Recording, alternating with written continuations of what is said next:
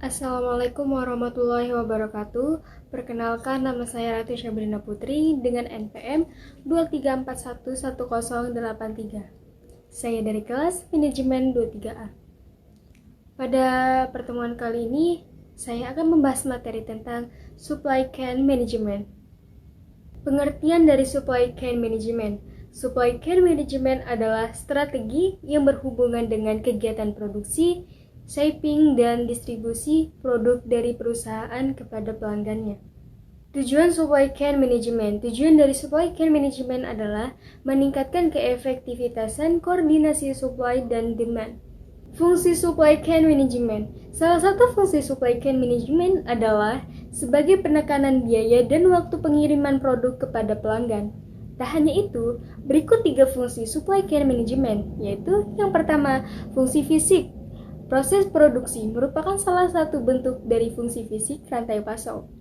Tahapan pengubahan bahan mentah menjadi produk jadi dan biaya yang dikeluarkan selama prosesnya juga masuk dalam fungsi fisik supply chain management. Yang kedua, fungsi mediasi. Dalam menyediakan bahan mentah, perusahaan perlu berhubungan dengan pemasok. Selain itu, dalam pengiriman produknya kepada para pelanggan, perusahaan juga membutuhkan seseorang distributor.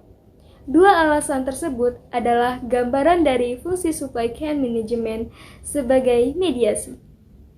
Yang ketiga, fungsi biaya. Jika sebuah perusahaan mengatur jalannya rantai pasok, biaya yang berhubungan dengan riset pasar, desain produk, dan biaya operasionalisasi lainnya juga bisa dengan mudah dipantau dan ditinjau kembali. Prinsip-prinsip supply chain management. Prinsip-prinsip ini terbagi atas A. Menyesuaikan jaringan logistik untuk melayani konsumen yang berbeda. B. Mensegmentasi konsumen berdasar kebutuhannya. C. Mendengarkan dan mengamati sinyal pasar dan jadikan sinyal tersebut sebagai dasar dalam perencanaan kebutuhan sehingga hasil ramalan konsistensi dan alokasi sumber dana optimal. D. Mengelola sumber-sumber supply secara strategis untuk mengurangi ongkos kepemilikan dari material maupun jasa. E. Mendiferensiasikan barang atau jasa pada titik yang lebih dekat dengan konsumen dan mempercepat konversi sepanjang rantai pasok. F. Mengembangkan sebuah strategi teknologi untuk keseluruhan supply chain yang mendukung pengambilan keputusan hierarki serta memberikan gambaran yang jelas dari aliran produk, jasa, maupun informasi.